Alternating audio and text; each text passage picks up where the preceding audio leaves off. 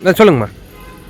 உள்ள ரொம்பவுமே துன்புறுத்தப்படுது. இது வரைக்குங்க ஒரு சராசரி மனுஷ குடும்ப பொண்ணுக பையன் கல்யாணம் வச்சா வாழ்றா. ஆனால் வாழ்கிறன்னு ஒரு முறை இருக்குது. ஆனால் ஒரு அரக்கம் மிருகம் கூட மிருகத்தை துன்புறுத்த மாதிரி பண்ணாது. ஒரு பெண்ணை அரக்கனாட்டம் நடந்திருக்கா.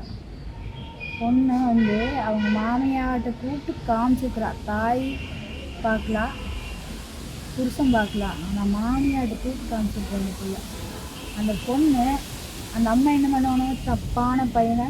ஆனால் அந்த பொண்ணே விடணும், தப்பான பையன் ஒரு பிள்ளைய நம்பி வீட்டுக்கு கூப்பிட்டு வரோம். அந்த பிள்ளைய பெற்றதாகிட்டையும் சொல்ல, அப்பா அம்மா சொன்னால் வேறு மாதிரி ஆயினும் மாமியார்கிட்ட கூப்பிட்டு சொல்கிறாள்ல. அந்த மாமியை என்ன பண்ணுவோம், அந்த பையனை தண்டிக்கணுமா இல்லை திருத்தி அந்த பிள்ளைய இந்த கௌரவமாக நீ அரவணைச்சு கொண்டு போகணுமா இல்லையா? புருஷன் கைன்னு அந்த பிள்ளையை டாமினேட் பண்ணி மன ரீதி திட்டிகிட்டே இருந்தா. பிள்ளை ஒழுக்கத்தில் தப்பா சிக்கனவாதி. அந்த பிள்ளை காடு கொடுத்துட்டோம். போய் 2 வருஷம் துணிமணி எங்காவது கேட்டுறாதங்க, பணம் காசு கேட்டுறாதங்க. அந்த குடும்பத்தை அனுசரித்து ஒரு வயனை வச்சுருக்குறாங்க. பண்பாக பணிவார். அந்த குடும்பத்தை மேலே கொண்டு வரது கையில் இருக்குது. குடும்ப விஷயத்தை வெளியில் கொண்டு போயிடாத, அடுத்தவங்க வச்சு கேட்டுறாதையும் நல்லா சொல்லித்தான் அனுப்பியிருக்கோம். அந்த பிள்ளை சுயமாக இருக்கும்னு நினைக்கிற உள்ள அந்த பிள்ளைய அந்த பையன் ஐஏஎஸ் எழுதுறன்னு சொல்லி எல்லாமே ஏமாற்றுங்க. எல்லாம் பொய் சொல்லித்தான் பண்ணியிருக்கிறாங்க. அவள் சொன்னது அவங்க உறவுகள்லாம் நல்ல உறவாக எனக்கு தோணுதம்மா. அப்சியம்தானும் நல்லவங்க தான்ம்மா. ஆனால் இவங்க 3 பேருமா யாரா அந்த ஐயனாத்தாவோடையே பேசக்கூட மாட்டாங்களாம். ஃபோன் நம்பர் யாருக்கு கொடுக்கக்கூடாதுங்கிறாங்களா. ஏன் உங்கள்கிட்ட தப்பு இருந்தால் தான் நான் சொன்னேன், நீ அடுத்த தலைமுறை தாங்க அத்தை மாமாட்ட சொல்லிடு. நீ நான் யார் சொல்லி தந்தாலும் கேட்கக்கூடிய பொண்ணு இல்லைன்னா இது என் குடும்பமும் ஆயிடுச்சு. இது நல்லதாக இருந்தாலும் நான் கெட்டதாக இருந்தாலும் நான் ஏற்று நடந்துக்குவேன் அப்படின்னு அத்தைட்டு சொல்லிடு. பயப்பட வேண்டாம்னு, நான் அடுத்த தலைமுறை ஒன்றா போகணும் அப்படின்னு சொல்லி சாமி அப்படின்னு சொல்லிடுவேன். என் புள்ள அப்படியே கடைபிடிக்கக்கூடிய புள்ள. விளைச்சலவுலாம் காய்கறி கட் பண்ணி தரலாம், எல்லாம் பண்ணலாம். ஆனால் சமையல் கட்டு போகக்கூடாது. நம்ம செய்கிறத சாப்பிடுவோம். எங்களுக்கெல்லாம் உணவுக்கு ரொம்ப முக்கியத்துவம். குழந்தைய வாழ்கிறதுக்கு அந்த குழந்தைகளுக்கு பார்த்து அப்புறம் அதுவும் அந்த பையனுக்கும் தெரியும். என் பையனாட்ட பார்த்தேன், என் மகனாட்ட பார்த்தேன். ஆனால் அந்த பையில சிரித்து வெளியில் எங்ககிட்ட நல்லபடியாக நடிச்சிட்டேன். எங்கள் உள்ளே படால் சித்திரவதை பண்ணியிருக்குது. கழுத்தறுத்துக்கோ கையெடுத்துக்கோ உங்கள் அப்பா அம்மா சொன்னா அப்படின்னு மிரட்டினா ஒரு பையனை வச்சுக்கிறாங்க. தப்பி தவிர ஆசை மோசமாயிட்டா நம்மளை பிடிச்சிக்குமே, அப்பா அம்மா நாம்பி கொலைன்னு சொல்லி அனுப்பியிருக்கிறாங்களே, நம்ம என்ன பண்ணுறோன்னு அந்த புல்லுக்குள்ளேயே போட்டு புழுந்து 20 நாள்லேயே வந்துட்டாளுங்க. என்ன காரணம் எங்கிட்ட சொல்லலை. மாமியார் சொல்லிட்டேன்.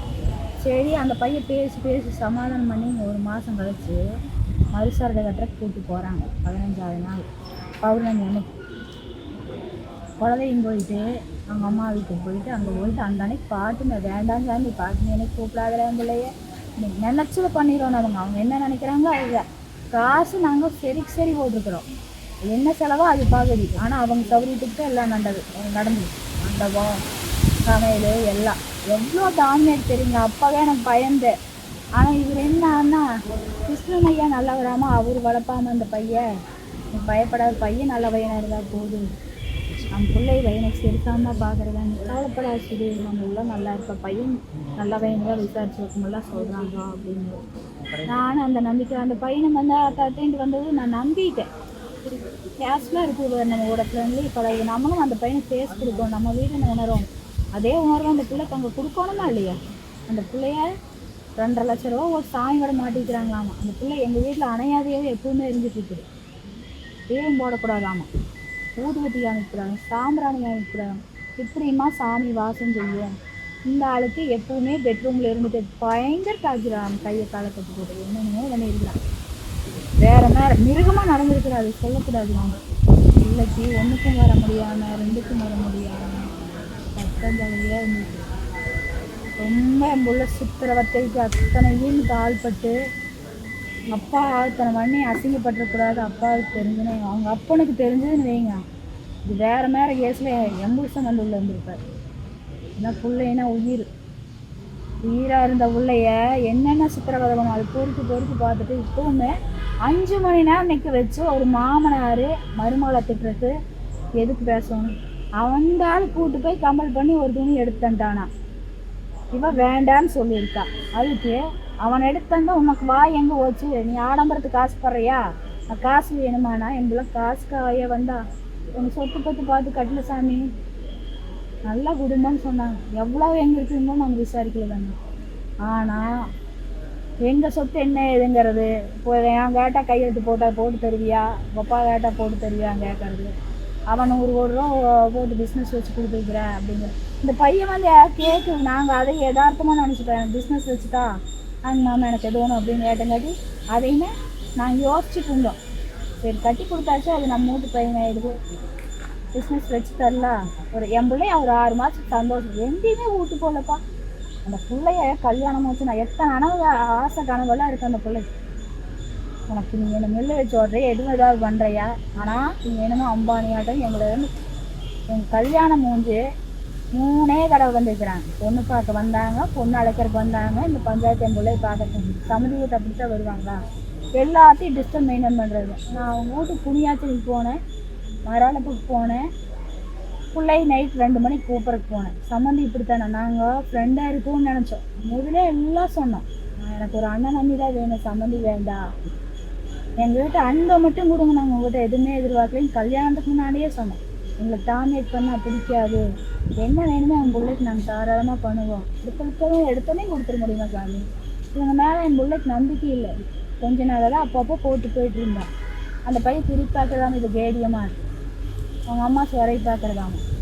இதெல்லாம் என்னப்பா, நாங்கள்லாம் பொய் பேசி போல போட்டுற ஆளுகளை சொன்னால் இவ்வளோன்னு இவ்வளோ இதை இந்த இப்போவுமே நான் எதுக்காக இந்த இவங்களை சிக்க வைக்கணுங்கிறக்காக போய் வரட்டு இல்லை. என் புள்ள அவ்வளோ ரணப்பட்டுருக்குற, உடம்பெல்லாம் அத்தனை புண்ணுங்க. அந்த பையனை வராத உன்னை பார்த்த ப்ரெஷர் ஏறுது என் பிள்ளைக்கு, என் பிள்ளைக்கு கொஞ்சம் ரிலாக்ஸாக கொடுப்பா அப்படின்னா அவன் கேட்கவே மாட்டான். நினச்சா வந்துடும், அவங்க நினச்சது பண்ணிடும்.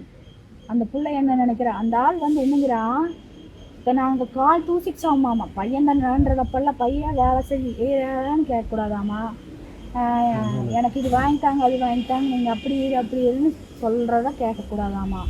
என் பையன்கிட்ட நீ எதிர்பார்க்கக்கூடாதுன்னா அது பொண்டாட்டி எது கட்டி வச்ச, நீ பையனை திருக்கிறத நல்ல தாய் தந்தைக்கு அழகு. பையன் சும்மா இருந்தானா வெளியில் போயிட்டு வான்னு சொல்லி வளர்த்தோம். பையனை ஒரு பெட்ரூம்லேயே வச்சா அவன் மிருகமாக வாங்கி நிற்கிற.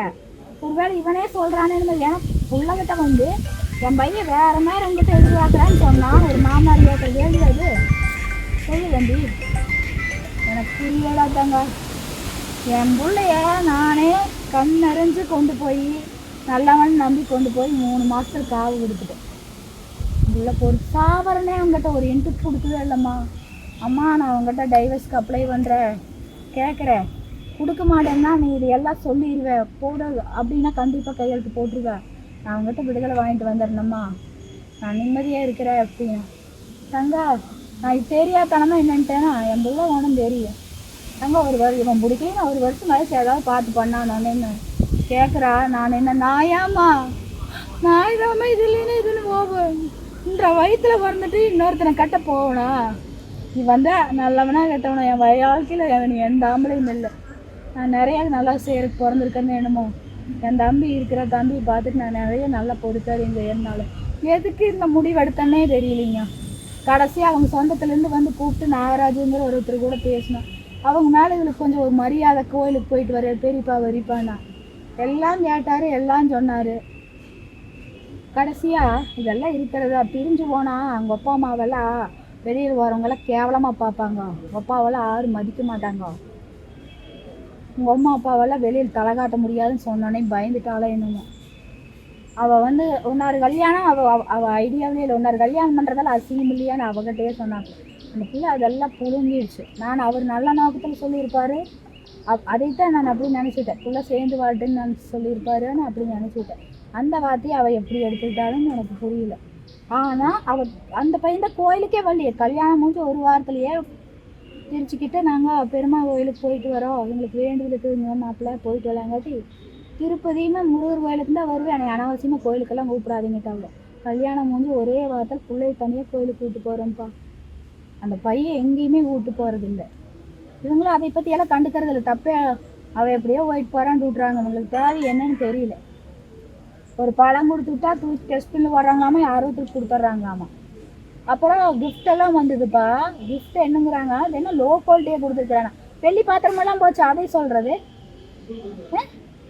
இதென்ன சாமி வடமெல்லாம் உங்களுக்கு பழசெல்லாம் தஞ்சாவூர் பெயிண்டிங் பழசை கொடுத்துருக்குறாங்க உங்களுக்கு சொந்தக்காரரெல்லாம். அப்படி அவங்க இதெல்லாம் அந்த கிஃப்ட்டும் கூட வெளியில எப்போ அங்கே தூக்கி இங்கே தூக்கி போட்ட உடையுமா இல்லையா? அந்த அம்மா அப்படிங்குதா. திருப்பதியிலேருந்து லட்டு வாங்கிட்டு வந்திருக்கா, அது இவ காசு போட்டு வாங்கியிருக்கிறேன். அங்கே 6 லட்டு எடுத்துகிட்டு வந்துருக்கு. அதுக்கு இந்த அம்மா எனக்கு 9 லட்டு வேணும் வாங்கிட்டு போய் கொட்டி பார்க்குறாளாமா. அப்போ இப்போ அவங்க அப்பனுமானும் அது தப்புன்னு தெரிஞ்சு அவங்க அம்மாவை பேசுனாங்களாம். அந்த ஆளே காப்பி மருமகளுக்கு என்னைக்கோ ஒரு நாள் நல்லா ஊற்றி வருமா, வரும்போது பால் குடிச்சு உடம்ப தேத்திக்க அப்படின்னானா. சரி மாமா சொல்லியிருக்கிறாரேன்ட்டு போய் பாலை காப்பி போட்டு குடிச்சோடனே சரி பால் ஊற்றி குடிச்சிருக்கிறா. இப்படி சொன்ன இந்த அம்மா வந்து, நான் காப்பி போட்டு குடிக்கலான் இருந்தேன், நீ குடிச்சிட்டியா அப்படின்னா, அத்தை நான் போய் பால் வாங்கிட்டு வர அப்படின்னா. இல்லை மாமனையும் வாங்கிட்டு வர சொல்லான் இருக்கேன், விரதம் இருக்கிறான்னு தெரியுமில்ல, நீ முட்டை வறுத்துன்னு இருக்கிறே இல்லை, நீ எனக்கு ஒரு உள்ள வருமே, நீ இப்படித்தான் இருப்பியோ இல்லை உன் பையன் விட்டுருவியா? அந்த பையன் சரியான சூழையாமா, படுத்து தூங்கிட்டே இருப்பானாமா. அவங்க அம்மா அப்பாட்ட செல்லெல்லாம் எடுத்துட்டு எதாவது பண்ணுவானாமா. இதுகளுக்கும் தெரியாதா? அவங்க அம்மா அப்பாவிட்ட ஒரு முகத்தை காமிச்சிருக்கிறா, பொண்டாட்டிகிட்ட ஒரு முகத்தை காமிச்சிருக்கிறா, எங்ககிட்ட ஒரு முகத்தை காமிச்சிருக்கிறா, உறவுகிட்ட ஒரு முகம். இவங்களும் அதே தானாமா. வீட்டுக்குள்ள இருந்தால் ஒரு மாதிரியா, சொந்த வந்து முன்னாடி இவன் மேலே அக்கறை பாச மாட்டோம். எனக்கு இவங்களை சர்ச் பண்ணவே முடியலம்மா. சொந்த தாத்தா பாட்டியால் போய் ஆசீர்வாதமாக போகலான்னா அதெல்லாம் பழக்கப்படுத்த முடியாது, அதெல்லாம் வரக்கூடாது, அவங்கெல்லாம் ஆகாது அப்படின்னா. எங்கள் குடும்பத்தில் எங்கள் ஆத்தாவுக்கு ஐயாவும் இல்லை, எங்கள் அம்மத்தாவுக்கு அப்பச்சியும் இல்லை, இங்கே தான் 2 பேர் இருக்கிறாங்க. ஆசீர்வாதம் வாங்க நல்லதுன்னா அது கூட மாட்டேங்கிறாங்களாம். சின்ன சின்ன விஷயத்துல எல்லாம் அவளை மென்டல் ரூம்பை சாத்தி வச்சு எப்படித்தான் இருக்கு, தேவும் போடக்கூடாது. இது வச்சு அவளுக்கு தான்மீகமான உள்ள. வெள்ளிக்கிழமை கோட்டமணிங்க கோயிலுக்கு போவா, சனிக்கிழமை லட்சுமி நரசிம்மன் கோயிலுக்கும் ஐயப்பன் கோயிலுக்கும் போவா. அது ரெகுலராக பண்ணுறது. கல்யாணத்துக்கு முன்னாடியே அந்த பையனுக்கு சொல்லிட்டா. நாங்கள் சொன்னதை எதுவுமே மாற்றி பண்ணலதாங்க.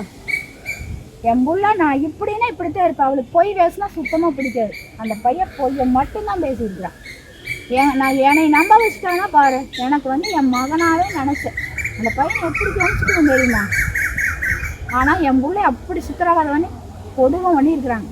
எப்போ 3 மணி நேரம் 5 மணி நேரம் ஒரு ஆம்பளைக்கு மருமகிட்ட எடுத்து நிற்க வச்சு கேள்வியாக அதை என்ன தப்பு பண்ணலாம் சொல்லுங்க. அடிச்சு கொடுமை பண்ணாங்களாக்கா? அந்த ஆள் அடிக்கல, அந்த ஆள் வந்து மென்டலியா. ஏன் நான் நிற்கிறவங்க வந்து சும்மா பையன் பண்ணதப்ப உங்களையே கார்னர் பண்ணி திட்டிகிட்டே இருந்தாங்க. ஒன்றும் பேசாதவங்களே. தப்பா ரைட்டா? தப்பா ரைட்டா? ஆமாங்க மாமானா ஒரு வடி மேலே போயிட்டேன் என்ற இடத்துல, இல்லை மாமனா ஒரு வடி கீழே போயிட்டேன் அப்படிங்கிறதாமா. அந்த பிள்ளைய அப்புறம் நகையெல்லாம் அவ்வளோ ஓட்டு வந்தது எங்கள் அண்ணனுக்கு காமிக்கவே இல்லை. எங்கள் இதெல்லாம் எல்லாத்தையும் காமிப்போம். அப்படி நகையெல்லாம் பேசியிருந்தீங்களா? எத்தனை பவுன் போடுறேன், என்ன பண்ணுறேன்னு? நகை போடுறேன்னு தான் பேச்சு. அவங்க வந்து நான் புரோக்கர்கிட்ட சொன்னோம் 300 பவுன் போடுறோம் அப்படின்னு சொன்னோம். அவங்களுமே இந்த பவுன் போடுறேன்னு சொன்னானே. ஆனால் கேட்குறவங்களுக்கு பொண்ணு கொடுக்க மாட்டோம், இவ்வளோ பவுன் போடுன்னு சொல்கிறவங்கள்ட்ட பொண்ணு கொடுக்க மாட்டோம், ஆனால் இந்த கெப்பாசிட்டியில் இருக்கிறோம் அப்படின்னு. அப்புறம் கொண்டு வந்து கொடுத்தாங்க. சரி போடுறோன்னா எடுத்துட்டோம். பிள்ளைக்கு நகையெல்லாம் எடுத்தாச்சு. கொஞ்சம் உருவம் பண்ணுறது கொஞ்சம் நகை இருக்குது, மீதியெல்லாம் உருவம் பண்ணியாச்சு. பாப்பா வந்து இப்போ தானே கல்யாணம் ஆகிருக்குது, அதனால் வந்து என்ன பண்ணால் ஒவ்வொன்றாத்தான் போட்டு போவான். போட்டு போனோடனே நம்ம திருப்பி பார்க்குறது இது பண்ணுறது. இவர் இப்படி பேசினோடனே அவங்களுக்கு டவுட் ஆயிடுச்சு. எல்லாம் இவங்க என்ன இப்படி பண்ணுறாங்க, இவங்க நம்மளை அன்பாகவும் நடத்த மாட்டேங்கிறாங்க, இவங்களை நம்பி எல்லாத்தையும் கொண்டு போய் வச்சா நம்மளுக்கு சேஃப் இல்லை. நம்ம போக பார்த்துட்டு அப்புறம் கொண்டு போகிறதா இல்லை நம்ம தனியாக கொண்டு போய் லாக்கரில் செட் பண்ணிக்கலாமா அப்படின்ட்டு இருந்திருக்கிறான். நான்லாம் எல்லாத்தையும் கிஃப்ட்டும் அப்படிட்டா. கிஃப்ட்டுன்னு ஒரு பிரச்சனை வேணாம். எனக்கு 2 குழந்தைங்க. என் பையனுக்கு வந்தோடனே என் பையனுக்கு கொடுக்குறேன், பிள்ளைக்கு தானே கொடுக்குறோங்க. நம்ம பண்ணுறது நம்ம குழந்தைகளுக்கு தானே சாமி.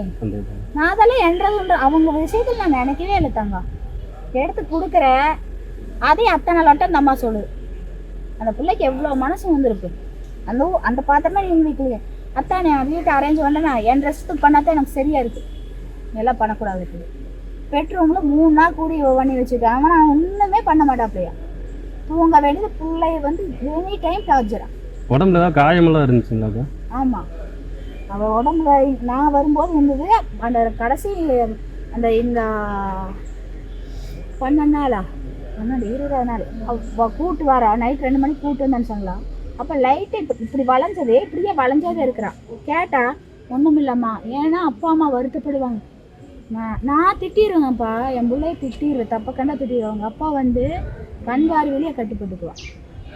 அவங்க அப்பா திட்ட மாட்டார், அடிக்க மாட்டார். பிள்ளைன்னா உயிர், தப்பை கண்டா விட மாட்டார், பேச்சை நிறுத்திடுவார். அப்படித்தான் எங்கள் குடும்பம். ஜாலியான ஃபேமிலி, ஒன்றா உட்காந்து அவங்க வீடு திக்காலுக்கு ஒன்று இருக்கிறாங்க. ஏமா என்னை இப்படி பார்த்து இப்படி ஒரு குடும்பத்துக்கு கொண்டு போனேன், சொன்னது ஒன்றும் செயல் ஒன்றுமாங்க, ஒற்றுமையே இல்லை, பாண்டிங்கே இல்லை. அவங்க மாமனார் கல்யாண நாளுக்கு இவன் ஓய் மத்தியானம் தான் அந்த பையன் சொல்லுது, இவன் கல்யாணம் போட்டாவிலேருந்து அவங்க மாமனார் மாமியாரை தனியாக எடுத்து வீட்டுக்காரருக்கே தெரியாமல் சர்ப்ரைஸாக பண்ணுவோன்ட்டு அந்த பிள்ளை கேக்கு எல்லாம் வாங்கிட்டு அங்கே போனால் நாங்களாம் கொஞ்சம் பார்த்து கூட்டம் கூட்டு பெரிய இடத்துக்கெல்லாம் போக மாட்டோம். ஒன்றா வீட்டில் செய்வோம், இன்னும் சின்ன ரெஸ்டாரண்ட் கூப்பிட்டு போய் அவங்களுக்கு சந்தோஷப்படுத்துவோம். அந்த நினைப்பில் சரி நாம சம்மந்தியில் கூப்பிட்டு போய் இது பண்ணலாம் அப்படின்ட்டு பாண்டிங் யாருக்கு முயற்சி பண்ணுவோம். ஆனால் எங்களுக்கு அதுல எல்லாம் இன்ட்ரெஸ்ட் இல்லை, நாங்கள் சாப்பிட்டு வந்துட்டோம் அப்படின்னாங்க. உடனே அந்த வீட்டுக்கு நமக்கு போகணுமா, சரின்ட்டு சரி நீங்கள் போயிட்டு வந்துருங்கிறாங்கன்ட்டு இவங்க கேக் வாங்கிட்டு போய் கொடுத்தோன்னே அந்த அம்மா ஒரு வேலை இன்ட்ரெஸ்ட் காமிச்சிக்கலையாமா, கேக் மட்டும் சாப்பிட்டாங்கம்மா. அவன் மாமனார் வேணால் சந்தோஷப்பட்டாராம். ஆனால் அப்படியெல்லாம் ஒவ்வொன்றும் மூமெண்ட் எடுத்து வைக்கிறவங்கள எவ்வளோ அன்பாக பார்த்துக்கணும். இறந்தனைக்கு உங்க வீட்டுல இருந்து கார் எடுத்துட்டு போச்சுன்னா அவங்க வீட்லங்க அதான் முந்தின ஞாயிற்றுக்கிழமையே வந்தாலுங்க. அந்த சார்ஜர் பண்ணீங்க, அதான் காலையில நிற்க வச்சு திட்ட ஆரம்பிச்சது. 3:30 மணிக்கு தான் ரிலீஃப் ஆகிருக்கிறாவோ. அந்த அம்மா என்ன எதுக்கு பிள்ளை திட்டுறீங்கன்னு கேட்கணும் இல்லையா, நம்ம வயனை திட்ட வேண்டியது நீங்கள் எதுக்கு பிள்ளை பேசிட்டு இருக்கிறீங்க அப்படின்னு, தொழில் வச்சு கொடுக்கணும் அப்படின்னு. நாங்கள் தான் சரின்ட்டுமே உங்கள சந்தோஷமா இருந்தால் பிள்ளைக்கு பண்ணா மாறி பண்ணுறோம். நான் உனக்கு பையனாக தான் இருக்குது, அவங்க வீட்டில் 1 குழந்தையா இருக்குது, அந்த பையன் ஒன்று தானே, நல்லதாக இருந்தாலும் கெட்டதாக இருந்தாலும் நம்ம தான் பார்த்தாகணும். அது 1 கிலோமீட்டர் இருக்குமாதாங்க, 1 கிலோமீட்டர். இத்தனை வருஷம் கோயம்புத்தூர்ல இருந்தாங்க, விசாரிச்சு பக்கமெல்லாம் தாங்க. எப்படி நான் அந்த பையன் என்னையே ஏமாத்தி இருக்கிறாங்களா, சாப்பிட்டா டம்ளர் கொண்டு போய் அங்கே வைப்ப இது வேணும் இப்படி இப்படின்னு சிரிச்சுக்கலாம். மூஞ்சி மதுக்கு தகுந்த மாதிரி வடிவா இருக்குதா, தங்கமான பையன் யாரும் நம்புவாங்க. எல்லைங்க அமிச்சு எல்லைங்க மாமா அப்படின்னு. உள்ளுக்குள்ள இருக்கிற அரக்கனை யாருக்கு தெரியும். ஓதிமலை வீட்டு போயிருக்கிறேன், சாமி கும்பிட்டு பிள்ளை கையோட வீட்டு வரணும்ல. அங்கே ஒரு பிள்ளை நான் ஏன் தான் அழகாக பிறந்தோனான்னு பிள்ளைங்கனாண்டு ஓடுறானாவும் என் பிள்ளை என் மலை எழுதி தனியாக வருவேன். எவளை பார்த்து இவ ஒரு கட்டின கொண்டாடி ஒரு 2 மாதம் கூட ஆகாமல் இவ்வளோ இருக்கு, அவள் இருக்கிற இவ என்னோட கிரஸ் அவள் என்னோட கிரஸுங்கிறதாம. எவ்வளோதான் அந்த புள்ள மலை அது தெரியல. ஏதோ நைட்டு ஒரு புள்ள ஃபோன் பண்ணுச்சுமா, நீங்கள் ஹனிமூன், அந்த பிள்ளை கல்யாணம் ஆகலையா, நீங்கள் ஹனிமூன் போகிறதா இருந்தால் நானும் கூட வரேன் அப்படின்னாலாம். அதுக்கு தான் இவன் சத்தம் போட்டா, அவங்க மாமியார்ட்ட போய் பேசினான். இவன் வந்து என்ன பார்த்தவங்கள மேலெல்லாம் ஆசை, அதுக்கு வேற மாதிரி தான் இருந்திருக்கும். என் குடும்பத்தில் வந்து நல்லவனாட்டு நடிச்சு இப்படி ஒரு அந்த ஆள் எவ்வளோ நியாயமா பேசுவாங்க. எனக்கு பெருமை பீத்தக்கரைனா பெருமை பீத்தக்கரை அவ்வளோ ஒரு இது. உலகத்துலேயே இவன் ஒன்றுதான் உத்தமே, மற்றவங்களாம் ஐயோ நாங்கள் பாரம்பரிய குடும்பம் அந்த ஐயன் ஆத்தால சொல்ல தண்ணியானவங்க நான் பார்த்த வரைக்கும் இருந்தாங்க. ஆனால் இந்த ஆள் பேச்சுக்குமே செயலுக்கு சம்மந்தமே இல்லை. ஒரு இவ்வளோ தப்பு நடக்குது, ஒரு பொம்பளை தான் தட்டி கேட்கணும். அந்த அம்மா என்ன பண்ணா, எதுக்கு மருமகளை பேசுறீங்க, உன்னை அம்மாவோட தான் நடத்தினாங்க, என்னங்கத்தான் செய்யற, வெங்காயம் முடிச்சு வைக்கிறாங்க, அவங்க வச்சு போட்டு போயிட்டாலும் இவங்க அவங்க ரூமில் போய் படுத்துட்டாங்களா. அந்த பிள்ளை என்ன வேணும் எடுத்து வச்ச வெங்காயம் எங்கள் மாமியார் சொல்கிறதான் பண்ணிட்டு இருக்கிறா. ஏன் என்னைய ஒன்றும் கேட்டு நீ ஒழிக்கல, ஒன்றும் வேணுமா அப்படின்னு நீ கேட்கணுமா இல்லையா அப்படின்னா, என்ன அடிமையாக கூப்பிட்டு போயிருக்காங்க, இல்லை ஒன்றுமில்லாத உள்ளே கூப்பிட்டு போயிருக்கிறாங்க. ஒன்றுமில்லாத உள்ளேயும் கூட ஏற்றுக்க மாட்டாளுங்க. என் பிள்ளைய அவங்க அப்பா என்ன தப்பாக சொல்லி அனுப்பிட்டாருன்னா, குடும்பத்துக்கு கட்டுப்பட்டு போகணும், நிறைய உரையில் அட்ஜஸ்ட் பண்ணணும், அவங்க உன்னை புரிஞ்சுக்க டைம் எடுத்துக்கணும், அமைதியாது எது சொன்னாலும் நீ ரியாக்ட் காமிச்சிடாத சரிங்கட்டினா அவங்க காலப்போக்கில் உங்க மேலே அன்பை காட்டுவாங்க சொல்லிட்டு எதுக்கு இல்லைன்னு சொல்லி கொடுத்துருவேன்னா அப்போ அவங்கள போடான்ட்டு வந்திருக்கோம்.